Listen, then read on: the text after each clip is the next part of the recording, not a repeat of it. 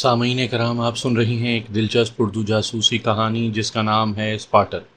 یہ سنائپر کے سلسلے کا پارٹ 2 ہے اور آپ سن رہی ہیں اسپارٹر کی قسط نمبر 21۔ مجھے امید ہے آپ کو میری یہ کاوش پسند آ رہی ہوگی۔ آپ نے اگر ابھی تک میرا چینل کہانی گھر سبسکرائب نہیں کیا تو ابھی میرے چینل کو سبسکرائب کر کے بیل نوٹیفیکیشن آن کر لیجئے تاکہ آنے والی ہر نئی کہانی کی اطلاع بر وقت آپ تک پہنچ سکے۔ چند لمحے بیوی کی گفتگو سن کر وہ حوصلے سے بولا، سمرن بات سنو، میرے پاس زیادہ مہلت نہیں ہے۔ یاد ہے نا، کہا تھا تم دھرتی کی ہر شے، ہر فرد اور ہر رشتے سے مجھے زیادہ پیاری ہو۔ یقیناً اس قول کو سچا ثابت کرنے کا وقت آ گیا ہے۔ شاید چند لمحوں بعد میں باقی نہ رہوں۔ میں نے دھرمو دادا کو مروانے کی سازش کی، اس کے لیے کرائے کے قاتل مقرر کیے، مگر ناکام رہا، اور اب بھگوان نے مجھے اس کے قدموں میں لا پھینکا۔ اس کی مہربانی کہ اس نے میری آخری خواہش کو پورا کیا۔ مجھے یاد رکھنا سمرن، اپنے راجپوت کو بھول نہ جانا۔ بھگوان تمہاری رکشا کرے۔ 2-3 لمحے خاموش رہ کر اس نے بیوی کی بات سنی اور پھر بولا، یہ ممکن نہیں ہے سمرن، مجھے اپنا جرم قبول ہے۔ اصولوں سے انحراف میں نے کیا تھا، اب سزا کا حقدار بھی میں ہوں۔ میرے لیے پرارتھنا کرنا۔ جواب سنے بغیر اس نے رابطہ منقطع کیا اور موبائل فون دھرمو کی جانب پھینک دیا۔ میں تیار ہوں۔ اس کے لہجے کی لرزش واضح تھی، چہرے پر پسینہ نمودار ہو گیا تھا اور چہرہ زرد پڑ گیا تھا۔ اپنی موت کو قبولنا نہایت مشکل ہوتا ہے۔ موت کے لمحے کا نگاہوں سے اوجھل ہونا بھی اللہ پاک کی بہت بڑی نعمت ہے، ورنہ دنیا کا سارا نظام درہم برہم ہو جاتا۔ راجپوت کی ہمت تھی کہ وہ گڑ گڑایا نہیں تھا۔ دھرمو دادا نے پستول نکالا، اس کی میگزین اتار کر خالی کی اور صرف ایک گولی اندر رہنے دی۔ میگزین دوبارہ چڑھا کر اس نے پستول کاک کیا۔ اس کی آنکھوں میں سرد مہری اور صفاقی چھلک رہی تھی۔ اس کے پستول سیدھا کرتے ہی راجپوت نے آنکھیں بند کر لی تھی۔ 1 منٹ دھرمو دادا، میں نے اسے مخاطب کیا۔ وہ بیگانگی سے میری طرف متوجہ ہوا۔ میں اطمینان سے بولا، تم غلط کر رہے ہو۔ وہ درستی سے بولا، میں تمہارے معاملے میں مخل نہیں ہوا تھا۔ وہاں تمہاری دخل اندازی کو تھا کیا؟ ایک آدمی سے پوچھ گچھ کر رہے تھے، تم نے کیا مداخلت کرنا تھی؟ راجپوت کی موت کا فیصلہ ہو چکا ہے، اس کے علاوہ کچھ کہنا ہے تو بولو۔ راجپوت دادا کی موت کا فیصلہ تم کیسے کر سکتے ہو؟ مانا اس نے غلط کیا اور وہی غلطی تم بھی دہرا رہے ہو۔ جب کسی بھی دادا کا قتل تمہاری پرمپرا میں جرم ہے تو راجپوت دادا کا قتل بھی تو جرم ہوگا، اور اس کی موت کے بعد کسی دوسرے کو تمہیں قتل کرنا جائز ہو جائے گا۔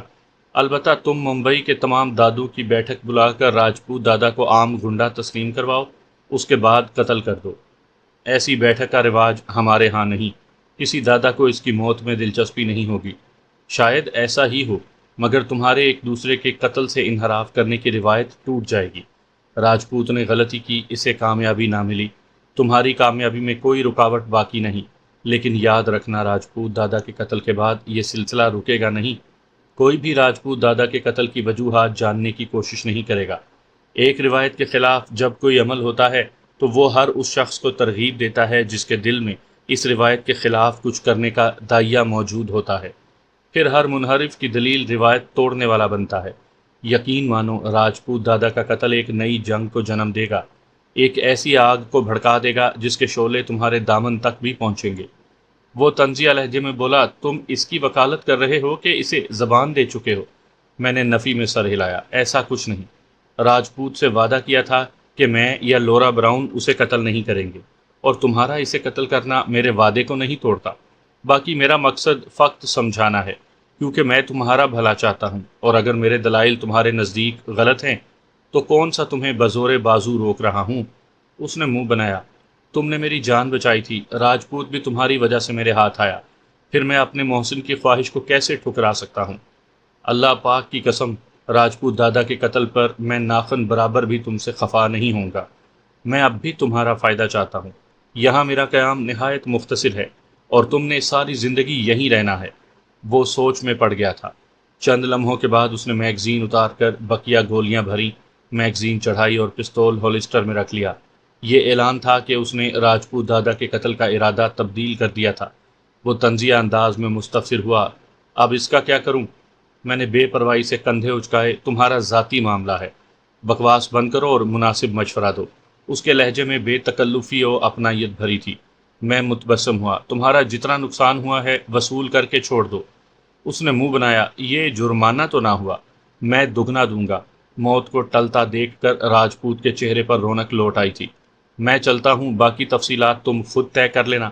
میں دروازے کی طرف بڑھ گیا۔ ذیشان صاحب، راجپوت نے بے ساختہ آواز دی۔ میں رک کر مڑا۔ وہ ممنونیت بھرے لہجے میں بولا، معلوم نہیں تمہیں میری وکالت کی ضرورت کیوں کر پیش آئی، بہرحال بہت بہت شکریہ۔ میں نے متبسم ہو کر اوپر نیچے سر ہلایا اور باہر نکل آیا۔ لورا میرے کمرے میں بے چینی سے منتظر تھی۔ وشواس سنگھ کی کوٹھی میں ہم علیحدہ علیحدہ کمرے میں رہ رہے تھے، کیونکہ ایک کمرے میں رہنے کی کوئی وجہ نہیں بنتی تھی۔ مجبوری کی حالت میں ہم ایک چارپائی پر بھی لیٹے رہے تھے، اور اب ایسی مجبوری نہیں تھی تو ہمارا علیحدہ لیٹنا ہی مناسب تھا۔ اس معاملے میں لورا بھی میری ہم خیال تھی۔ بلا شبہ پہناوے اور گفتگو کے لحاظ سے اس میں یورپین لڑکیوں والی بے باکی پائی جاتی تھی، مگر عورت و مرد کی ممنوعہ حدود کو پھلانگنے والی بے حیائی اس میں بالکل موجود نہیں تھی۔ اس معاملے میں اس کے خیالات مشرقی لڑکیوں جیسے تھے۔ اپنے ماضی میں بھی وہ صرف نک سٹیورٹ کی قربت کا برملا اعتراف کرتی تھی۔ اس کے علاوہ بقول اس کا ماضی صاف تھا۔ اتنی دیر لگا دی؟ مجھے دیکھتے ہی وہ بے تابانہ انداز میں اٹھ کھڑی ہوئی۔ میں رکھائی سے بولا، تمہیں انتظار کرنے کو کس نے کہا تھا؟ اتنی رات گزر گئی ہے، سو جاتی۔ سو جاتی؟ اس نے منہ بگاڑ کر میری نقل اتاری۔ میں جھلاتے ہوئے بولا، کہیں بھاگا تو نہیں جا رہا؟ صبح بھی تو بات ہو سکتی تھی۔ وہ چڑچڑاتے ہوئے بولی، منہ بند اور تفصیل شروع۔ میں ہنسا۔ بند منہ سے تفصیل بتانے کا طریقہ مجھے نہیں معلوم۔ وہ روہاسا ہوئی۔ ریجا، تنگ نہ کرو۔ اچھا بیٹھ جاؤ۔ مسہری پر نشست سنبھال کر میں نے اسے بیٹھنے کا اشارہ کیا۔ وہ کرسی سنبھال کر پر اشتیاق نظروں سے مجھے گھورنے لگی۔ میں نے راجپوت سے سنی ہوئی تمام تفصیل اسے دہرا دی تھی۔ بیچ بیچ میں وہ ضروری باتوں کی وضاحت مانگتی رہی۔ آخر میں اس نے راجپوت اور دھرمو کے درمیان ہونے والے معاہدے کی بھی تفصیل جانی، اور پھر کرسی چھوڑ کر اٹھتے ہوئے بولی، اب آرام کر سکتے ہو۔ شکریہ، طنزیہ انداز میں کہتے ہوئے میں لیٹ گیا۔ وہ مسکراتے ہوئے باہر نکل گئی، مگر سونا میری قسمت میں نہیں تھا۔ ایک آدمی دھرمو دادا کا بلاوا لیے آ پہنچا۔ معلوم ہوا وہ راجپوت کو رہا کر رہا تھا، اور جانے سے پہلے راجپوت نے مجھ سے ملاقات کی خواہش ظاہر کی تھی۔ میں کوفت بھرے انداز میں ادھر بڑھ گیا۔ مجھے یقین تھا راجپوت نے ایک بار پھر میرا شکریہ ادا کرنے کو ملنے کی تمنا کی تھی۔ دونوں دادا خوشگوار موڈ میں شراب نوشی میں مصروف تھے۔ راجپوت اٹھ کر مجھ سے بغل گیر ہوا۔ راجا ذیشان، ایک بار پھر دھنیہ واد، اور رندھیر شکلا کو بلیک میل کرنے کا اہم مواد تمہیں کرن چاولہ سے ملے گا۔ اس نے شکلا کے بارے میں ایسی ایسی دستاویزات اکٹھی کر رکھی ہیں جنہیں شکلا صاحب کبھی منظر عام پر نہیں آنے دے گا۔ تمام معلومات اس کے دفتر کی تجوری میں محفوظ ہیں۔ یہ اطلاع چند دن پہلے مجھے کرن چاولہ کے خاص الخاص آدمی سے ملی ہے۔ ارادہ تھا کہ شکلا صاحب کو مطلع کروں گا، مگر موقع نہ مل سکا، اور ان سے ملاقات سے پہلے یہ حادثہ ہو گیا۔ میں نے امید ظاہر کی، کیا اب بھی یہ خبر اپنے تک محدود رکھو گے؟ اس نے نفی میں سر ہلایا۔ اس بارے میں کچھ کہہ نہیں سکتا۔ میں تانا زن ہوا، گویا شکلا کے سچے خیر خواہ ہو۔ اسے نہ بتانے میں تمہارا کیا فائدہ؟ یا تم کرن چاولہ پر ہاتھ ڈالنے کا سوچے ہوئے ہو؟ وہ میرا درد سر ہے۔ اس نے میری دکھتی رگ پر ہاتھ رکھا۔ ڈر ہے کہ کہیں کرن کو آگاہ نہ کر دوں۔ میں متبسم ہوا۔ اگر ایسا ہوتا تو تمہیں بچانے کو دھرمو دادا سے تکرار نہ کرتا، تمہارے بھائی وشال گپتا کی گردن اتار دیتا، اور تمہارے محافظوں میں ایک کو بھی زندہ نہ چھوڑتا۔ یاد رکھنا، میں اصولوں پر سودے بازی نہیں کیا کرتا۔ کسی بے گناہ کی جان لینا میرے نزدیک سب سے بڑا گناہ ہے، اور احسان کر کے بدلہ چاہنے والا تاجر ہے جو اپنی نیکی کا بھاؤ چاہتا ہے۔ یاد رہے، کرن چاولہ کے دفتر کی تجوری کھولنا عام آدمی کے لیے بالکل ناممکن ہے۔ کوئی ماہر کفل شکن ڈھونڈ کے ہی ادھر کا رخ کرنا، ورنہ پکڑے جاؤ گے۔ اس نے میری پیٹھ تھپکی۔ بھگوان تمہاری رکشا کرے، اور دھرمو کی طرف متوجہ ہو کر کہا، چلنا چاہیے۔ دھرمو دادا نے اپنے دو ساتھیوں کو راجپوت کے ساتھ جانے کی ہدایت کی۔ باہر نکلنے سے پہلے انہوں نے راجپوت کی آنکھوں پر پٹی باندھ دی تھی۔ اسے چھوڑنے کا مقصد اس کی طرف دوستی کا ہاتھ بڑھانا ہرگز نہیں تھا، البتہ امید یہی تھی کہ اب ان کے درمیان پہلے والی دشمنی نہ رہتی۔ میں اپنے کمرے میں آ کر لیٹ گیا۔ پورا دن اور آدھی سے زیادہ رات بے آرامی میں گزر گئی تھی۔ اب جسم آرام کا طلبگار تھا۔ مخصوص حالات میں 48 گھنٹے مسلسل جاگ کر اور حرکت میں رہ کر گزار چکا تھا۔ ضبط و برداشت کرنا ایک علیحدہ مسئلہ ہے۔ موقع ملنے پر آرام نہ کرنا کسی قاعدے قانون میں آتا ہے، نہ اس کی سکھلائی یا ترغیب دی جاتی ہے۔ بستر پر لیٹتے ہوئے حسب معمول پلوشیں اپنی ناز و اداؤں کے جلووں کے ساتھ آنکھوں کے سامنے آدھم کی۔ کبھی کبھار دل میں شدت سے خواہش اٹھتی کہ اسے گھنٹی کروں، اس کی آواز سنوں۔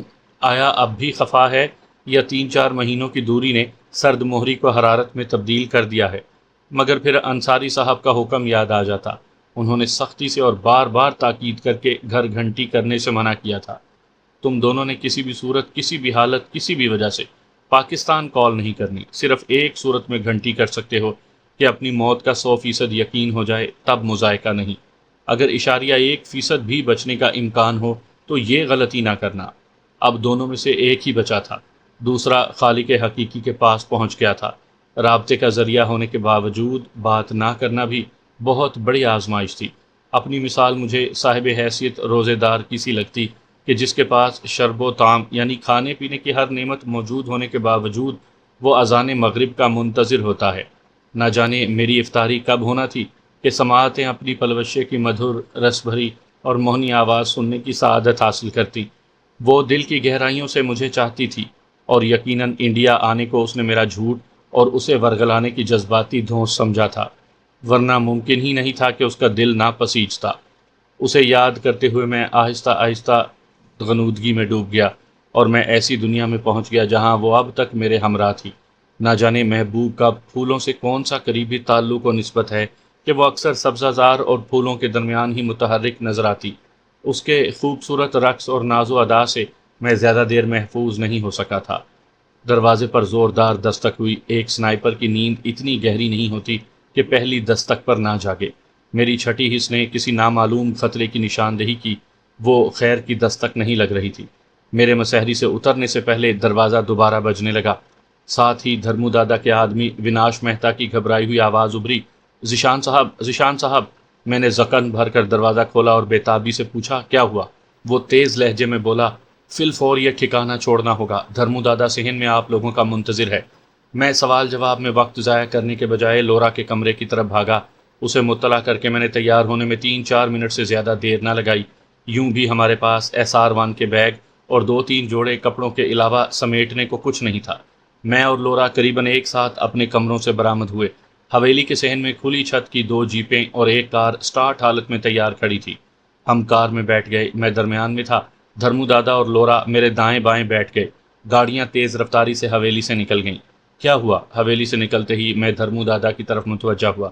دھرمو بولا، راجپوت دادا نے اطلاع دی ہے کہ یہاں ایجنسی کا چھاپا پڑنے والا ہے۔ میں متعجب ہوا، مگر کیسے؟ راجپوت دادا کی تو آنکھیں بند کر کے یہاں سے لے گئے تھے۔ دھرمو دادا نے منہ بنایا، میں نے کب کہا ہے؟ راجپوت دادا نے مخبری کی ہے۔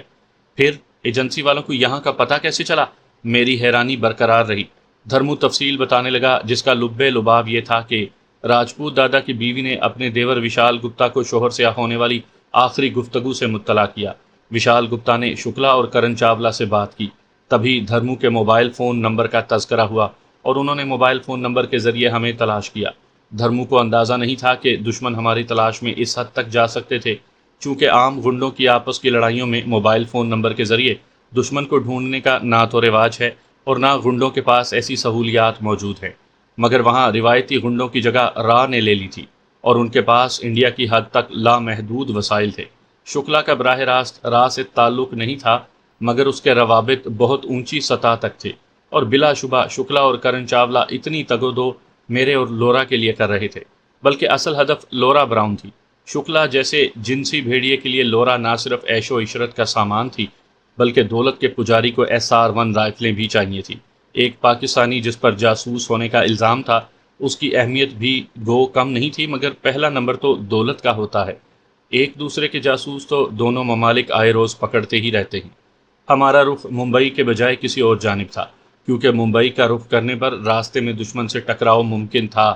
سفر گھنٹہ بھر جاری رہا، علاقہ ان دیکھا تھا، اس لیے کوئی اندازہ نہیں تھا کہ رخ کدھر کو ہے۔ سفر کا اختتام ایک آبادی پر ہوا۔ خیر، ممبئی کا مضافاتی علاقہ دور دور تک مختلف قانونی اور غیر قانونی آبادیوں سے اٹا پڑا تھا۔ خالی جگہ کم ہی نظر پڑتی ہے۔ خیر، ترقی یافتہ گاؤں کے بیچوں بیچ ایک درمیانہ سا مکان تھا جس میں 3 ہی کمرے تھے۔ وہ دھرمو دادا کے ایک کارندے منیش کا مکان تھا، جہاں اس کی بیوی اپنے 2 بچوں کے ساتھ موجود تھی۔ اس کی بیوی، بچوں اور لورا کو ایک کمرے میں کر دیا، اور باقی 2 کمروں میں ہم برابر تقسیم ہو کر ٹھہر گئے۔ اتنی چارپائیاں موجود نہیں تھی کہ تمام کو کافی ہوتی۔ فرش پر چٹائیاں بچھا کر سبھی نیچے ہی لیٹ گئے تھے۔ ہم طلوع آفتاب سے چند لمحہ پہلے وہیں پہنچے تھے۔ دوپہر تک بے خبر سوئے رہے، اٹھ کر باری باری تازہ دم ہوئے۔ اتنی دیر میں کھانا تیار ہو گیا تھا۔ کھانے کے بعد وہ کسی مستقل رہائش کا بندوبست کرنے کا سوچنے لگے، کیونکہ دھرمو دادا کے سبھی اڈے تو ایجنسیوں کی نظر میں تھے اور اس چھوٹے سے مکان میں بھی مستقل قیام ممکن نہیں تھا۔ میں ان کی گفتگو میں مخل ہوا۔ دھرمو دادا، بہتر ہوگا راہ سے ٹکر نہ لو۔ انڈیا میں رہ کر راہ کے مفادات سے ٹکرانا ایسا ہے گویا پانی میں مگر مچھوں کے جھنڈ سے مقابلہ کرنا۔ پولیس، فوج، ایجنسیاں، نیم سرکاری، سول ادارے، یہاں تک کہ راجپوت جیسے دادا بھی تمہارے خلاف صف آرا ہو جائیں گے۔ وہ مستفسر ہوا، کہنا کیا چاہتے ہو؟ میں نے وضاحت کی، ہمارا ساتھ یہیں تک تھا۔ اس نے نفی میں سر ہلایا۔ تم نے دھرمو کے ظرف کا غلط اندازہ لگایا ہے۔ میں متبسم ہوا۔ میں اپنی حفاظت کو تم سے علیحدہ ہو رہا ہوں جناب۔ تمہارا ساتھ محفوظ نہیں رہا، کیونکہ تمہارے ایک کارندے کا پکڑا جانا ہماری شامت لا سکتا ہے۔ مجھے سوچتی ہوئی نظروں سے گھورتے ہوئے وہ مصر ہوا، یقین مانو صرف مسلم ہی مخلص نہیں ہوتے، ہندوؤں میں بھی قربانی دینے والوں کی کمی نہیں ہے۔ اگر تمہارے جان دینے سے ہم بچ جاتے تو میں علیحدہ ہونے کا فیصلہ کبھی نہ کرتا، مگر حقیقت یہی ہے کہ راہ تمہاری راہ پر لگ گئی ہے، اور صرف تمہارا مخلص ہونا کافی نہیں، اپنے ہر آدمی کے خلوص کی یقین دہانی تم کروا نہیں سکتے، اور بالفرض تمہارے سارے ساتھیوں کو مخلص مان بھی لیا جائے تو صرف ہمارے لیے یہ تمام کیوں پولیس اور ایجنسیوں سے چھپتے پھریں؟ وہ فلسفیانہ انداز میں بولا، جرم کی دنیا اپنانے والے کو سب سے پہلے روپوشی کی تربیت لینا پڑتی ہے۔ عام جرم اور دیش دروہی میں فرق ہے۔ عام مجرم تھانے میں بیٹھ کر پولیس والوں سے گپ شپ کرتے ہیں اور پولیس کو مطلوب بھی ہوتے ہیں۔ وہ شاکی ہوا، تو کیا تم جاسوس ہو؟ میں نے کہا، تمہاری سرکار یہی سمجھتی ہے، اور بھارتی ناگرد ہونے کے ناطے تمہارا بھی یہی فرض بنتا ہے کہ جو تمہاری سرکار سمجھتی ہے تم بھی وہی مانو۔ اس نے متنبہ کیا، کیوں اپنی مشکلات بڑھانا چاہتے ہو؟ یقین مانو تم سے علیحدہ ہو کر ہماری مشکلات میں کمی آئے گی۔ ہمیں چھپنا بھی آتا ہے اور اپنی حفاظت بھی کر سکتے ہیں۔ باقی کبھی تمہاری مدد کی ضرورت پڑی تو تکلیف نہیں کریں گے۔ چند لمحے گہری سوچ میں کھوئے رہنے کے بعد اس نے اسبات میں سر ہلایا، جیسا تم چاہو۔ میں نے بے تکلفی سے مطالبہ کیا، ہمیں ایک برقع، کوئی ایسی کار جو تمہارے کسی مشہور بندے کے نام پر نہ ہو، اور تھنڈر بولٹ چاہیے۔ اس نے تصدیق چاہی، تھنڈر بولٹ وہی دور مار رائفل ہے نا؟ میں نے اسبات میں سر ہلا دیا۔ اس نے مشورہ دیا، اگر اپنی ساتھی کو چھپانے کی غرض سے برقع درکار ہے تو بہتر ہوگا کہ اس کا حلیہ تبدیل کر دو۔ میں نے خوشگوار حیرانی سے پوچھا، کیا یہ ممکن ہے؟ وہ خوش دلی سے بولا، تمہارے گمان سے بھی بڑھ کر۔ بھگوان کی کرپا سے روپ بدلنے کا ماہر یہیں پر موجود ہے۔ میں مسرت سے بولا، پھر نئی شکلوں کے مطابق ہمیں شناختی کاغذات بھی چاہیے ہوں گے؟ بے فکر رہیں، اس نے اسبات میں سر ہلا دیا۔ شام تک ہمارا حلیہ تبدیل ہو چکا تھا، لیکن شناختی کارڈ وغیرہ بننے کو ایک دن چاہیے تھا۔ پاکستان کی طرح انڈیا میں بھی جعلی شناختی کارڈ اور پاسپورٹ وغیرہ بنانا نہایت آسان ہے، بشرط جیب میں رقم اور تھوڑا بہت اثر و رسوخ ہو، بلکہ رقم اثر و رسوخ سے بھی کئی گنا بڑھ کر ہے۔ لورا اب کالے بالوں والی سانولے رنگ کی دوشیزہ کا روپ دھار چکی تھی۔ اس کی ستواں ناک میں مخصوص سپرنگ ڈال کر نسبتاً موٹا کر دیا گیا تھا۔ بھوری آنکھیں لینز سے سیاہ ہو گئی تھیں۔ بالوں میں سرسوں کا تیل چپڑ کر چوٹی باندھ دی گئی تھی۔ کھلی شلوار قمیض اور سر پر دوپٹہ اوڑھ کر جب اس نے آئینے میں اپنی حیت گزائی دیکھی تو خوب کہے لگائے۔ اگر اس کے آئینہ دیکھنے سے پہلے تصویر نکال کر اسے دکھائی جاتی تو وہ خود کو نہ پہچان سکتی۔ میرے حلیے میں بھی مناسب تبدیلی کر دی گئی تھی۔ بہروپ کے ماہر سے ہم نے جلد کا رنگ تبدیل کرنے والے 2-3 اقسام کے لوشن، مختلف رنگ کے آنکھوں کے عدسے، 2-3 وگیں، نکلی داڑھی مونچھ، ناک میں ڈالنے کے مخصوص سپرنگ، مصنوعی جبڑے اور چند دوسری چیزیں لے لیں جو خود ہم استعمال کر کے اپنا حلیہ تبدیل کر سکتے تھے۔ اس ماہر نے گھنٹے ڈیڑھ میں ہمیں اس قابل کر دیا تھا کہ اپنے چہرے میں مناسب تبدیلیاں لا کر اصلیت چھپا لیتے۔ ان لوازمات کے نام وغیرہ بھی میں نے ذہن نشین کر لیے کہ یہ چیزیں جاسوس کی زندگی کے لیے لازمی جز ہیں۔ نہ جانے انصاری صاحب نے اس متعلق کیوں دھیان نہیں دیا تھا، شاید ان کے نزدیک ہم اس کام سے پہلے سے واقف تھے۔ دھرمو نے میری تمام ضروریات پوری کر دی تھی اور آئندہ رابطے کو چند نمبر بھی بتلائے جو میں نے ذہن نشین کر لیے تھے۔ شناختی کاغذات کے مطابق میرا نام انوپ مشرا اور لورا براؤن کا کویتا پٹیل تھا۔ جانے سے پہلے میں نے تاکید کی، اب چھپنا چھوڑو اور کسی اڈے پر چلے جانا۔ ہماری شناخت سے لا علمی کا اظہار کرنا بہتر رہے گا۔ کہنا ہم خود تمہارے پاس آئے تھے اور راجپوت دادا کو پکڑنے کی شرط پر تم سے معاہدہ ہوا تھا۔ مقابلے کی کوشش کرنا بے وقوفی ہوگی۔ تمہارے ساتھی ہماری اصلیت سے یوں بھی ناواقف ہیں۔ امید ہے چند دن کی تفتیش کے بعد تمہیں چھوڑ دیں گے۔ خواہ خواہ کا درد سر مول لینا یقیناً انہیں گوارا نہ ہوگا۔ وہ مسکرایا، پتا جی یعنی ابو جان بننے کی کوشش نہ کرو، میں ان ایجنسیوں کی نفسیات سے اچھی طرح واقف ہوں۔ تم سے جان چھوٹنے پر انہیں سنبھالنا مشکل نہیں ہوگا۔ میں جوابی کہکہے کے ساتھ بغل گیر ہوا۔ طلوع آفتاب کے ساتھ ہم نکل آئے۔ دھرمو دادا نے ایک پرانی ٹیکسی ہمارے حوالے کی تھی جو اسی گاؤں میں سے کسی سے خریدی تھی۔ ڈگی میں اپنا سامان بھر کر ہم چل پڑے۔ میں نے لورا کو خاموش رہنے کی تاکید کی تھی کہ اب اس کی پہچان زبان کھولنے سے ہونا تھی، ورنہ اس کی شکل بالکل ہی تبدیل ہو گئی تھی۔ ممبئی زیادہ دور نہیں تھا، لیکن اس شہر کی آبادی اتنی گنجان ہے اور شہر نے اتنا پھیلاؤ اختیار کر لیا ہے کہ اندرون شہر ہی ایک جگہ سے دوسری جگہ تک جانے پر گھنٹوں لگ جاتے ہیں۔ وقت کی کمی نہیں تھی کہ تیزی کرتے۔ حلیہ ہمارا ایسا تھا کہ نگاہوں کا مرکز نہیں بن سکتے تھے۔ 2-3 جگہوں پر پولیس والوں نے روکا، مگر بابا قائد اعظم کی طرح ان کے اینک والے بابا مہاتما گاندھی کی تصویر میں بھی بڑی طاقت چھپی ہے۔ 100 روپے کے نوٹ نے پولیس والے کی درشتی خوشگوار مسکراہٹ میں تبدیل کر دی۔ ٹیکسی کے کاغذات جانچنا تو درکنار، انہوں نے ہمارا نام پوچھنا بھی گوارا نہیں کیا تھا۔ اس بار رہائش کو میں نے ایک ساحلی بستی میں چھوٹی سی کھولی ڈھونڈی تھی۔ ایک کمرہ، بیت الخلا، مختصر سا صحن، اسی میں رسوئی یعنی باورچی خانہ بھی بنی تھی۔ وہ ایسا علاقہ تھا جہاں ننگ دھڑنگ بچے بچیوں کی بہتات تھی۔ جگہ جگہ گندا پانی کھڑا تھا، غلاظت پھیلی تھی۔ لورا نے ناک منہ چڑھائی، مجھے اس کی طبیعت صاف کرنا پڑی۔ اگر زیادہ ہی عیش و آرام اور سہولتوں کا شوق ہے تو شکلا کی خوابگاہ بہتر رہے گی۔ وہ برہم ہوئی۔ ریجا کے منہ سے بکواس نہ نکلے ایسا ممکن ہی نہیں۔ میں نے جھڑکا، انڈیا میں اپنی موجودگی کی وجہ پر غور کرنے کے بعد ہی منہ کھولا کرو۔ اس نے منہ بنایا، اس غلیظ جگہ کے علاوہ بھی چھپنے کو کئی مقام ہوں گے۔ میں نے کھولی میں نظریں دوڑاتے ہوئے اطمینان بھرے لہجے میں کہا، تو ڈھونڈ لو۔ وہ دھمکانے والے انداز میں بولی، تمہارے بار بار کے تانوں سے تنگ آ کر میں کسی دن سچ مچ علیحدہ ہو جاؤں گی۔ میرا کہا بلند ہوا، کیا لگتا ہے مجھے کوئی فرق پڑے گا؟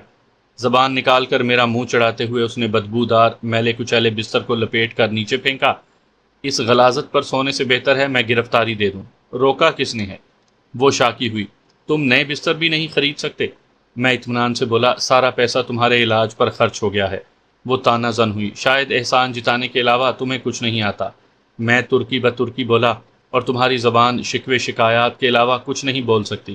وہ تل ملاتے ہوئے بولی، نئے بستر لانے ہیں کہ نہیں؟ میں نے منہ بنایا، بستر تو لے دوں گا، البتہ یہ ناز نخرے ہونے والے شوہر کو دکھانا۔ وہ مجھے برہمی سے گھور کر رہ گئی تھی۔ میں مسکراتے ہوئے باہر نکل آیا۔ SR1 اور تھنڈر بولٹ میں نے ٹیکسی کی ڈگی میں قفل کر دی تھی تاکہ حادثاتی طور پر بھاگنے کی صورت میں انہیں نہ سنبھالنا پڑے۔ ٹیکسی کی ظاہری حالت اتنی گئی گزری تھی کہ کوئی اسے چرانے کی حماقت نہیں کر سکتا تھا۔ بازار قریب ہی تھا۔ آدھے گھنٹے میں نئے کمبل، بستر کی چادریں اور تکیے اور ٹی وی وغیرہ خرید لایا تھا۔ 2 چارپائیوں پر نئے بستر بچھا کر ہم دروازہ اندر سے کنڈی کر کے لیٹ گئے۔ اب اگلا لایا عمل طے کرنا تھا۔ میں شکلا کو ڈھونڈ کر قتل کرنے پر مصر تھا، اور لورا پہلے اس سے رقم بٹورنے کی متمنی تھی۔ ریجا، مجھے پیسوں کی ضرورت ہے۔ اس سور کی سزا صرف موت نہیں بنتی، اسے میری بربادی کا بھی حساب دینا ہوگا۔ تمہاری بربادی کی سزا تو اس کی موت ہوگی، اور رقم کس خوشی میں وصول کرو گی؟ کیونکہ مجھے اس نے سودے کو بلایا تھا اور مکر گیا۔ میں طنزیہ لہجے میں بولا، تم کون سا ایمانداری سے سودا کرنے آئی تھی؟ وہ بپھرتے ہوئے بولی، تم میرے ساتھ ہو یا شکلا کے؟ میں عدل کے ساتھ ہوں۔ وہ استہزائی انداز میں بولی، ایک ملک کی سرحد غیر قانونی طور پر عبور کر کے اس کے رازوں کو چرانا عدل و انصاف کی کون سی قسم ہے؟ گو میں راز چرانے نہیں آیا، اگر آیا ہوتا تب بھی عدل کے منافی نہیں تھا کہ ایسا اپنے ملک کی خاطر کیا جاتا ہے، ورنہ سرکاری رازوں کا کسی عام بندے نے اچار تھوڑی ڈالنا ہے۔ وہ خفگی سے بولی، روزانہ کی چوں چوں سے بہتر ہے مجھے اکیلا ہی چھوڑ دو۔ میں شرارتی لہجے میں بولا، چھوڑ دیتا، بس ڈیٹ کا لالچ روکے ہوئے ہے۔ وہ دانت پیستے ہوئے بولی، ریجا، ایک بات یقینی ہے، تم نے مرنا میرے ہی ہاتھوں ہے۔ شکلا کے بعد ہی نمبر لگانا، ورنہ اکیلی رہ جاؤ گی۔ وہ برجستہ بولی، تمہارے رویے سے تو ایسا نہیں لگتا کہ شکلا کی باری پہلے آئے گی۔ اگلے 3-4 دن ہم نے اسی کھولی میں گزارے۔ حالات حاضرہ سے باخبر رہنے کو میں نے ٹی وی سیٹ کر کے لگا دیا تھا۔ 3-4 دن بعد ہم نے کرن چاولہ کے دفتر کی نگرانی شروع کر دی۔ ٹیکسی کی ڈگی میں سنائپر رائفلیں لے کر پھرنا خطرے سے خالی نہیں تھا، مگر ہمارا حلیہ ایسا تھا کہ کسی کو شک نہیں ہو سکتا تھا۔ یوں بھی ہماری کوشش یہی ہوتی تھی کہ ٹیکسی کسی پارکنگ میں کھڑی کر کے نگرانی کریں۔ ہم لمبے مباحثے کے بعد لایا عمل طے کر چکے تھے۔ کرن شکلا ایک مشکل ہدف تھا، اس پر ہاتھ ڈالنا اتنا آسان نہیں تھا، تبھی ہم کوئی دقیقہ فروگزاشت نہیں کرنا چاہتے تھے۔ کرن چاولہ بظاہر درآمدات برآمدات کے کاروبار سے منسلک تھا، کمپنی دفتر میں اس کی آمد بھی گاہے گاہے ہوتی اور وہ زیادہ دیر بیٹھتا بھی نہیں تھا۔ صبح 9 بجے اس کی آمد ہوتی، گھنٹہ آدھ وہاں بیٹھ کر غائب ہو جاتا۔ میں نے اس کا تعاقب کرنے کی کوشش نہیں کی تھی کیونکہ بعید نہیں تھا وہ تعاقب سے باخبر ہو جاتا، یوں ہمیں لینے کے دینے پڑ جاتے۔ ممتا دیدی بھی 2-3 بار نظر آئی تھی۔ منصوبہ سوچنے کے بعد ہم عمل کو تیار تھے۔ پہلے مرحلے میں کرن چاولہ کے دفتر کے سامنے کوئی بلند مقام ڈھونڈنے کی ضرورت تھی، اور اس کے لیے ہمیں زیادہ تگ و دو نہ کرنا پڑی کیونکہ اس کے جوانب میں چند 100 میٹر کے دائرے میں کئی اونچی عمارتیں موجود تھیں۔ ہم نے کئی عمارتوں کی کراولی یعنی فوجی مقاصد میں کارروائی سے پہلے ہدف کی دیکھ بھال اور جائزہ لیا جاتا ہے تاکہ منصوبے میں موجود کمیوں، کجیوں اور خامیوں کو درست کیا جا سکے، وہ کی۔ اس کے بعد 2 جگہوں کا چناؤ کیا۔ ایک 6 منزلہ رہائشی عمارت تھی اور اس کی چھت سے ہم کامیاب کارروائی کر سکتے تھے۔ دوسرا ہوٹل تھا، اس کی 4تھی، 5ویں، 6ٹھی منزل اور چھت سے ہدف صحیح نظر آتا تھا۔ اس کے علاوہ بھی کچھ عمارات کی چھتیں قابل استعمال تھیں، مگر ہوٹل سب سے مناسب تھا کہ وہاں کسی مداخلت کا امکان نہ ہونے کے برابر تھا، اور ایک سنائپر کو سب سے زیادہ یکسوئی کی ضرورت رہتی ہے۔ تبھی باہم مشورے سے ہم نے ہوٹل کو چنا۔ خالی کمرہ ہمیں 6ٹھی منزل پر مل سکا تھا۔ اگلے دن ہم کارروائی کو تیار اور SR-1 کے ساتھ ہوٹل کے کمرے میں موجود تھے۔ رائفل جوڑ کر میں نے کھڑکی پر لگائی اور شیشہ کھول کر بیٹھ گیا۔ میں نے زمین پر لیٹنے کے بجائے کرسی پر بیٹھنے کو ترجیح دی تھی کیونکہ کھڑکی فرش سے بلند تھی۔ کرن چاولہ کو ہم نے پارکنگ میں گھیرنے کا منصوبہ بنایا تھا کیونکہ دفتر میں جانے کے بعد میں اس کی بے خبری میں اسے نشانہ بنا سکتا تھا، لیکن اس پر دھونس نہیں جما سکتا تھا۔ البتہ پارکنگ کم از کم اتنی وسیع ضرور تھی کہ وہ بھاگ نہیں سکتا تھا۔ پارکنگ کا ہوائی فاصلہ 750 میٹر تھا، اور اتنے فاصلے پر SR-1 کے ساتھ میں کسی بھی شخص کی کھوپڑی تو کجا آنکھ کو بھی نشانہ بنانے کی صلاحیت رکھتا تھا۔ مکمل تیاری کے بعد لورا براؤن دوربین سے کرن چاولہ کے دفتر کا جائزہ لینے لگی۔ میں نے اسپاٹر سکوپ اٹھا لی۔ لورا بڑبڑانے کے انداز میں بولی، آدھا گھنٹہ باقی ہے۔ میں نے کہا، وقت کا بڑا پابند ہے کم وقت۔ وہ فلسفیانہ انداز میں بولی، یہ پابندی کبھی کبھار نقصان دہ بھی ثابت ہوتی ہے کیونکہ دشمنوں کو منصوبہ بنانے میں آسانی ہوتی ہے۔ میں ہنسا۔ وقت کی پابندی نہ کرنے والا بھی دشمنوں سے بچ نہیں سکتا۔ منصوبہ بنانے والے سب سے پہلے ہدف کی عادات اور روزمرہ جانچتے ہیں اور اسی کے مطابق منصوبہ ترتیب دیتے ہیں۔ اس نے کہا، تمہیں خواہ نشانے بازی کا شوق چڑھا ہے، ورنہ رات کو اس کے دفتر کی تلاشی لی جا سکتی تھی۔ میں صاف گوئی سے بولا، پہرے داروں سے نبٹ لیتے، مگر تجوری کھولنا اتنا آسان نہیں۔ تبھی مجھے یہ منصوبہ سوچنا پڑا۔ لورا نے شرارت سے کہا، خطرے کا سامنا تو مجھے ہی کرنا پڑے گا نا۔ میں نے پیشکش کی، یہ ذمہ داری سنبھال لو، تمہاری جگہ میں چلا جاؤں گا۔ شاید خود کو مجھ سے بہتر سنائپر سمجھ رہے ہو اور میں تمہاری غلط فہمی دور کر سکتی ہوں۔ میں نے منہ بنایا۔ میرا خیال ہے ذمہ داریاں ہم نے مل کر بانٹی تھی۔ تکرار سمیٹتے ہوئے وہ دروازے کی طرف بڑھی۔ 15 منٹ رہ گئے ہیں اور میرا خیال ہے جانے کا وقت ہو گیا ہے۔ اس کے باہر نکلتے ہی میں نے دروازہ اندر سے قفل کیا اور اپنی جگہ سنبھال لی۔ سنائپروں میں ایک یکساں عادت یہ ہوتی ہے کہ شکار کی آمد سے بہت پہلے مورچہ سنبھال لیتے ہیں۔ کسی مجبوری کی وجہ سے گھات میں بیٹھنے میں دیر ہو جائے تو علیحدہ بات ہے، ورنہ کئی گھنٹے ہدف کے انتظار میں لیٹے گزار دیتے ہیں کیونکہ ہدف کی ذرا سی بے قاعدگی سے سارا منصوبہ چوپٹ ہونے کا خطرہ ہوتا ہے۔ یوں بھی سنائپر کا ہدف ہمیشہ خصوصی شخصیت ہوتی ہے اور ایسے اہم افراد کے خلاف کارروائی کا موقع بار بار نہیں ملتا۔ جلد ہی لورا پارکنگ کے قریب پہنچتی نظر آئی۔ اس وقت اس نے عارضی طور پر بہروپ ختم کر دیا تھا کیونکہ ہم نہیں چاہتے کہ کرن چاولہ کو اس کے بدلے ہوئے حلیے سے واقفیت ہو۔ البتہ چہرے پر اس نے ماسک ضرور پہن لیا تھا، لیکن ماسک کی وجہ سے بمشکل آدھا چہرہ ہی چھپ رہا تھا اور بعید نہیں تھا کہ کرن چاولہ جیسا شاطر اسے پہلی نظر میں نہ پہچان پاتا، مگر اسے چھپنے کی ضرورت ہوتی تو وہ اصل حلیے میں نہ آتی۔ میں شرارت سے بولا، دور سے کافی پرکشش دکھتی ہو، کیا یہ وقت ایسی باتوں کا ہے؟ اس کی خفگی بھری آواز میرے کانوں میں پہنچی۔ ہمارا رابطہ وائرلیس سیٹ کے ذریعے قائم تھا۔ وائرلیس کی بلند آواز کو چھپانے کو ہم نے ایئر فون لگائے ہوئے تھے۔ متبادل ذریعہ ہمارے موبائل فون تھے۔ میں ہنسا، چلو تم ہی بتا دو، ایسی باتوں کا وقت کون سا ہوتا ہے؟ وہ تپتے ہوئے بولی، ابھی تمہارے قریب موجود تھی تب بکواس کرتے نا، تاکہ اچھی طرح طبیعت صاف کرتی۔ کہا تو ہے دور سے اچھی لگ رہی ہو، قریب سے تو بھوتنی لگتی ہو۔ وہ برہم ہوئی، تمہیں ایسے موقعوں پر اتنی بکواس سوجھ کیسے جاتی ہے؟ میں اسپاٹر سائٹ سے اس پر نظر رکھے ہوئے تھا۔ وہ پارکنگ کے دروازے پر پہنچ چکی تھی۔ وہ کالے رنگ کے 3 پیس سوٹ میں تھی۔ اس کے چلنے کا انداز اور رکھ رکھاؤ ایسا نہیں تھا کہ چوکیدار تعارض کرتا، اور پھر اس کا یورپین ہونا تو سونے پہ سہاگا تھا۔ دروازے میں داخل ہوتے وقت اس نے گھڑی دیکھی۔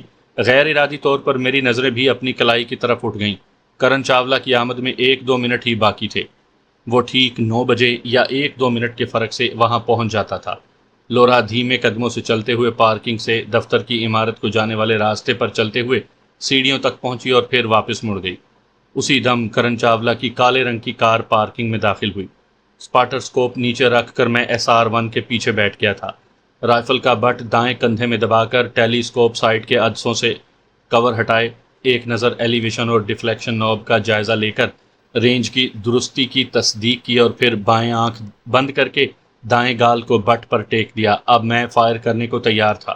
لورا کی کال میرے موبائل فون پر موصول ہوئی۔ کال وصول کر کے میں نے ہینڈ فری کان میں لگا لیا۔ وائرلیس سیٹ پر بات کرنے والے کو بٹن دبانے کی زحمت کرنا پڑتی تھی، تبھی اس نے موبائل فون پر کال کی تھی۔ کار پارک کر کے وہ باہر نکلا۔ مخصوص کی چین کا بٹن دبا کر اس نے کار قفل کی اور دفتر کی طرف بڑھا۔ لورا اس کے انتظار میں تھوڑی دور رک گئی تھی۔ چند قدم لیتے ہی اس کی نظریں لورا کی طرف اٹھیں۔ وہ ٹھٹک کر رکا اور ایک دم ہولسٹر سے پستول اس کے ہاتھوں میں منتقل ہو گیا۔ اس کی حرکات و سکنات میں چیتے کی سی پھرتی اور عقاب کی سی تیزی تھی۔ بلا شبہ وہ سخت حریف تھا۔ اس کا استہزائی کہکہا بلند ہوا، واہ، جنہیں میں ڈھونڈتا تھا آسمانوں میں، زمینوں میں، وہ تو خود چل کر میرے پاس پہنچ گئی۔ یہ اس نے با آواز بلند کہا تھا۔ بالکل ہلکی سی آواز میرے کانوں تک پہنچی تھی۔ میں کسی ایسے ہی لمحے کا منتظر تھا۔ بغیر وقت ضائع کیے اس کے پستول پر شست سادھی اور لبلبی دبا دی۔ گولی نے ہدف کو چھونے میں ایک لمحہ نہیں لگایا تھا۔ زوردار جھٹکے سے پستول اس کے ہاتھ سے چھوٹ کر دور جا گرا تھا۔ لورا ہنسی۔ مسٹر، تم اس وقت SS کے نشانے پر ہو۔ ایک قدم بھی آگے پیچھے کیا تو وہ زندگی کی آخری حرکت ہو سکتی ہے۔ کرن کا سر گھوما اور نظریں ہوٹل کی عمارت کی طرف اٹھیں۔ اس نے اطمینان بھرے انداز میں کچھ پوچھا، مگر آواز میرے کانوں تک نہیں پہنچی تھی۔ یہ جانکاری تمہارے کس کام کی؟ لورا کی آواز مجھے واضح سنائی دی تھی۔ اسی وقت ایک کار پارکنگ میں داخل ہوئی، مگر میرا پورا دھیان کرن پر تھا۔ وہ شاطر کوئی چال بھی چل سکتا تھا۔ میں نے لورا براؤن کو اس سے فاصلہ رکھنے کی تاکید کی تھی، کیونکہ وہ اسے یرغمال بنانے کی کوشش کر سکتا تھا۔ کرن نے پھر کچھ پوچھا، مگر مجھے آواز سنائی نہیں دی تھی۔ لورا نے موبائل فون اس کی جانب اچھالا، یہ لو، خود بات کر لو۔ موبائل ہوا میں پکڑتے ہوئے اس نے کان سے لگایا اور بغیر کسی تمہید کے بولا، تمہیں اپنی دیدی کے مشورے پر عمل کر لینا چاہیے تھا۔ کرن چاولہ، تم چند لمحوں کے مہمان ہو، کوئی آخری خواہش؟ میں نے اسے ڈرانے کی کوشش کی، مگر وہ شاطر اتنی جلدی سے میرے جال میں نہیں آ سکتا تھا۔ اطمینان سے بولا، یہی بتانے کو اپنی محبوبہ کو خطرے میں جھونکا ہے؟ ہاں، کیونکہ مارنے سے پہلے باور بھی کروانا تھا کہ تم کس کے ہاتھوں انجام کو پہنچ رہے ہو۔ وہ بے خوفی سے بولا، تمہاری دیدی تمہیں کبھی معاف نہیں کرے گی۔ میں نے صفائی سے جھوٹ بولا، کون سی دیدی اور کہاں کی بہن؟ ایک مطلب پرست خود غرض لڑکی میری بہن نہیں ہو سکتی۔ احسان فراموش، اس کی وجہ سے تمہیں فرار کا موقع ملا ہے۔ اس کی وجہ سے کیسے؟ میں نے حیرانی ظاہر کی۔ مورخ، تمہاری محبت میں اتنی اندھی تھی کہ اسے پتہ ہی نہ چلا تم نے کب اس کے بالوں سے چمٹی نکال لی۔ اس کی خوش قسمتی کہ اس بات سے صرف میں واقف ہوں، ورنہ اب تک اپنے کیریئر کو تباہ کر چکی تھی۔ کرن چاولہ یقیناً ہمارے فرار کی وجہ تک پہنچ گیا تھا۔ میں ہنسا، گویا تم تسلیم کرتے ہو کہ ایسا اس کی لا علمی میں ہوا۔ پھر احسان کاہے کا؟ ریجا، کام خراب ہو گیا ہے۔ وائرلیس سیٹ سے لورا کی گھبرائی ہوئی آواز برآمد ہوئی۔ کیا ہوا؟ میں نے فون کا رابطہ کاٹے بغیر پوچھا، کیونکہ کرن چاولہ تک لورا کی آواز نہیں پہنچ سکتی تھی۔ لیکن لورا کے جواب دینے سے پہلے میرے کانوں میں ایک اور آواز پڑی، راہی، کیوں رکے ہو؟ اچانک ہی میرے سر پر بم پھوٹا تھا۔ وہ ممتا دیدی کی آواز تھی۔ کرن چاولہ کا اصل نام روہن تھا۔ عام لوگوں کے لیے وہ کرن چاولہ اور ممتا دیدی کے لیے روہن گجرال تھا۔ کرن چاولہ پھیکی مسکراہٹ سے بولا، تمہارے راج کے نشانے پر ہوں۔ سمجھی نہیں؟ انہوں نے حیرانی سے کہا۔ وہ بالکل کرن کے قریب کھڑی تھی، تبھی ان کی آواز میری سماعتوں تک بھی پہنچ رہی تھی۔ اسی دوران ان کی نظر چند قدموں کے فاصلے پر موجود لورا پر پڑی۔ اوہ، تو یہ بھگوڑی بھی یہاں موجود ہے۔ سنی، تمہارا راج ہوٹل میں بیٹھ کر مجھ پر نشانہ سادے ہوئے ہے۔ یقیناً کرن نے اس کے نام سنیتا کا اختصار کیا تھا۔ کیا؟ کرن کی نگاہوں کے تعاقب میں اس نے گردن ہوٹل کی کھڑکی کی جانب موڑی اور فوراً اسے اپنی آڑ میں لے لیا۔ ساتھ ہی اس کے ہاتھ سے فون جھپٹ کر کان سے لگایا۔ راج، سچ میں تم ہو؟ میں نے پھیکے لہجے میں دھمکی دی۔ دیدی، بہتر ہوگا یہاں سے چلی جائیں، یہ نہ ہو مجھے غلط فیصلہ کرنا پڑے۔ ممتا دیدی کی آمد ہمارے منصوبے پر پانی پھیرنے والی تھی۔ ان کی برہم آواز میرے کانوں میں پہنچی۔ گولی چلاؤ چھوٹے، دھمکیاں کسے دے رہے ہو؟ میں نے سخت لہجے میں کہا۔ دیدی آخری بار تنبیہ کر رہا ہوں، میرے دشمن کے سامنے سے ہٹ جاؤ ورنہ پچھتانے کا موقع بھی نہیں ملے گا۔ اوئے بے حیا بے شرم کمینے، اپنی دیدی کو دھمکیاں دیتا ہے؟ سامنے ہوتے تو چماٹے مار مار تمہارا تھوبڑا لال کر دیتی، وڈا سنائپر۔ چلاؤ گولی، میں بھی دیکھوں کتنے نشانے باز ہو۔ سنی مجھے بات کرنے دو۔ کرن چاولہ نے اسے موبائل لینے کی کوشش کی۔ چھوڑو بات چیت کو، اسے گولی چلانے دو۔ ممتا دیدی بپھر گئی تھی۔ یہ ان کا غصہ نہیں، مجھ پر اندھا اعتماد بول رہا تھا کہ میں ان پر گولی چلانے کا حوصلہ نہیں کر سکتا تھا۔ میں نے رابطہ منقطع کرتے ہوئے لورا کو کہا، وہاں سے نکلنے کی کرو۔ کیا ہوا؟ وہ حیران رہ گئی تھی۔ اسی دم موبائل فون پر کال آنے لگی۔ ممتا دیدی لورا کے موبائل فون سے کال کر رہی تھی۔ میں نے ٹیلی اسکوپ سائٹ سے اس کے چہرے پر نظریں دوڑاتے ہوئے کال وصول کی۔ راج فوراً میرے پاس پہنچو، تمہیں حکم دے رہی ہوں، گرفتاری دے دو۔ میں تمہیں باحفاظت پاکستان پہنچاؤں گی، اس گوری چڑیل کا ساتھ دینا چھوڑ دو۔ دیدی آپ کب تک کرن چاولہ کو بچائیں گی؟ اور یاد رہے اگلی بار میں آپ پر بھی گولی چلانے سے نہیں رکوں گا۔ فضول کی بکواس بند کرو اور جو کہہ رہی ہوں اس پر عمل کرو۔ اس کے نزدیک میری دھمکی کسی قابل نہیں تھی۔ میں نے کرن چاولہ کو موبائل فون کان سے لگاتے دیکھا، یقیناً یہ خطرے کی علامت تھی۔ لورا براؤن پارکنگ سے باہر آ گئی تھی۔ کرن چاولہ اسے روکنے کو ممتا دیدی کی آڑ سے نہیں نکل سکتا تھا، نہ ممتا دیدی اسے چھوڑ کر لورا کو پکڑنے کی کوشش کر سکتی تھی۔ میں رابطہ منقطع کیے بغیر سرعت سے رائفل کو سمیٹنے لگا۔ وہاں رکنا خطرناک تھا۔ گو ممتا دیدی کی موجودگی کے باوجود میں کوشش کرتا تو کرن چاولہ کے کسی نہ کسی عضو کو نشانہ بنا لیتا، مگر ایسا کرنے کی صورت میں ممتا دیدی کو گولی لگنے کا خطرہ بہرحال موجود تھا۔ منہ بولی صحیح، بہن تو تھی، اور بہنوں پر گولی چلانے والے انسان نہیں ہوا کرتے۔ یوں بھی ہمارا مقصد کرن چاولہ کی ہلاکت نہیں تھی۔ وہ راہ کا مخلص ایجنٹ تھا، اور ہم دہشت گرد نہیں تھے کہ شہر میں جا کر قتل و غارت کرتے پھرتے۔ ہم تو گن پوائنٹ پر اس سے شکلا کے خلاف دستاویزات لینا چاہتے تھے، اور ممتا دیدی نہ آتی تو تقریباً کامیاب ہو ہی گئے تھے۔ دیدی آپ ہمارے بیچ سے ہٹ کیوں نہیں جاتی؟ وہ شفقت بھرے لہجے میں بولی۔ اچھا تم کمرہ نمبر بتاؤ، میں وہیں آ رہی ہوں۔ اکٹھے بیٹھ کر کھانا کھائیں گے اور مل کر کوئی لایا عمل طے کرتے ہیں۔ اپنے راج کو میں اپنے ہاتھوں سے کھانا کھلاؤں گی۔ ٹھیک ہے، آ جائیں، میں کمرہ نمبر 195 میں ہوں۔ اس وقت میں سامان سمیٹ کر کمرے سے نکل رہا تھا۔ دیدی کو ایسے انداز میں کہا گویا اسے کرن کے سامنے سے ہٹنے کی ترغیب دے رہا ہوں۔ کھاؤ میرے سر کی قسم کہ میرے سامنے سے ہٹنے پر گولی نہیں چلاؤ گے۔ دیدی یہ بحث و تکرار کا وقت نہیں، ادھر آنا ہے تو جلدی کریں۔ میں نے لفٹ میں داخل ہو کر فرشی منزل کا بٹن دبا دیا۔ مجھے ٹیکسی مل گئی ہے۔ لورا کی آواز میرے کانوں میں پہنچی۔ یقیناً وہ جلدی میں وہاں سے نکلنا چاہتی تھی، تبھی میرے پاس آنے کی زحمت نہیں کر رہی تھی۔ ٹھیک ہے، انگریزی کے 2 حروف اوکے میں نے اس انداز میں بولے کہ ممتا دیدی کو معلوم ہی نہ ہو کہ میں کسی اور کو مخاطب ہوں۔ انہیں لگا میں ان سے تصدیق چاہ رہا ہوں۔ راج، مجھے دکھ دے کر تمہیں خوشی ملے گی؟ کیا بہنوں کے سہاگ بھائیوں کے ہاتھوں اجڑا کرتے ہیں؟ میں نے فضول تکرار کی۔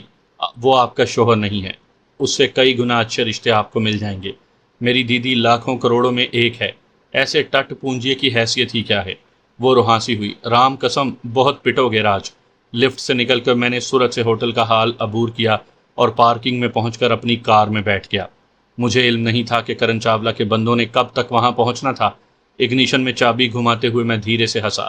دیدی اپنا بہت سا خیال رکھنا، اور کرن کو بتا دو خواہ مخواہ وقت ضائع نہ کرے۔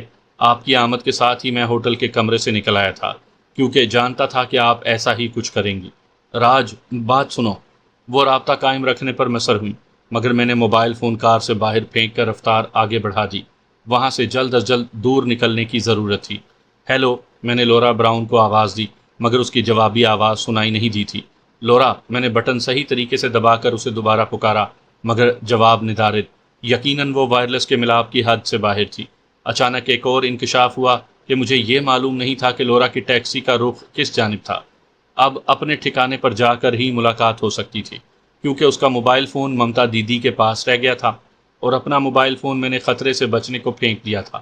2-3 کلومیٹر تک تو میں چوکنے انداز میں اپنے تعاقب اور اطراف پر نظر رکھے رہا، مگر کوئی مشکوک گاڑی یا موٹر سائیکل وغیرہ نظر نہ آنے پر مطمئن ہو گیا۔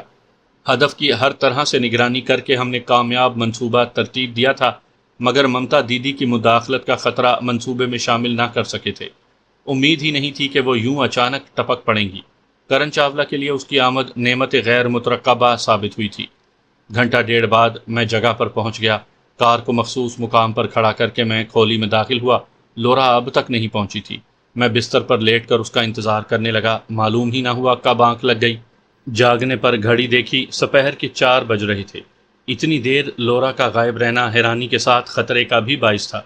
ایک سنائپر کو اپنا ٹھکانہ ڈھونڈنے میں مسئلہ نہیں ہو سکتا، یقیناً وہ ایجنسی کے ہتھے چڑھ گئی تھی یا کسی مشکل میں پھنسی تھی۔ اب کھولی میں پڑے رہنا خطرے سے خالی نہیں تھا، کیونکہ اس کے پکڑے جانے کی صورت میں یہاں کا پتہ اگلوانا مشکل نہ ہوتا۔ یہ بھی ممکن تھا اب تک میں گھیرے میں آ چکا ہوتا۔ تربیت یافتہ ہونے کے باوجود ایک بنیادی غلطی یہ ہوئی تھی کہ ہم نے ملاپ کا متبادل ذریعہ پاس نہیں رکھا تھا۔ ایسی صورتحال ہمارے گمان میں بھی نہ تھی۔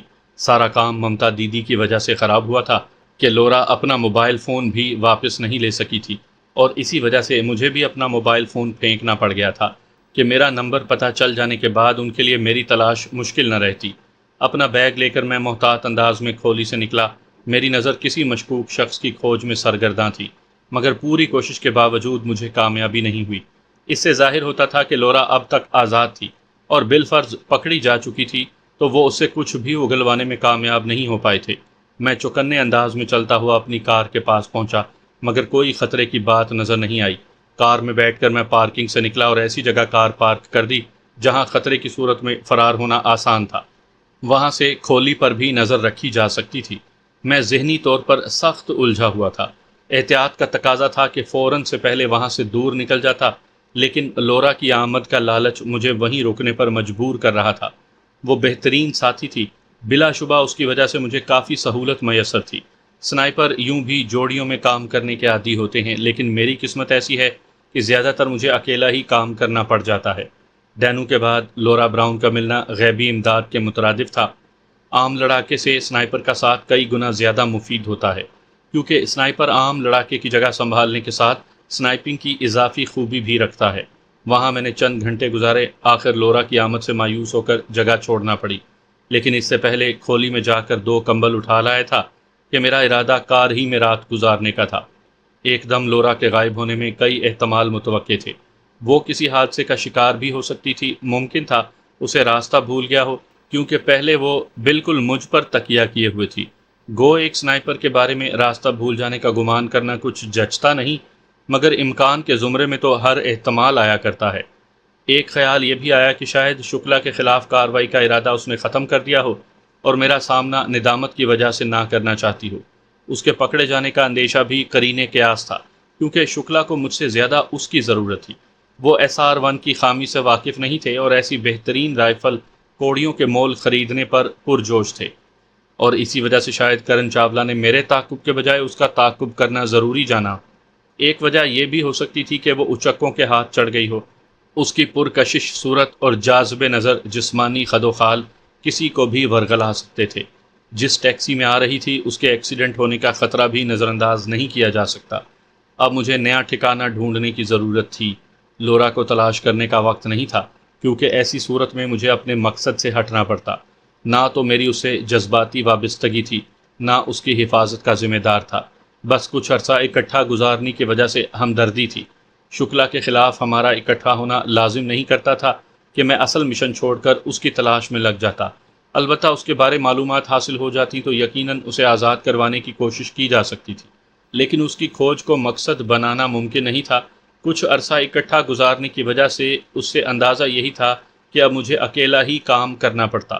اصولی طور پر تو اب اس کار کا استعمال بھی خطرناک تھا۔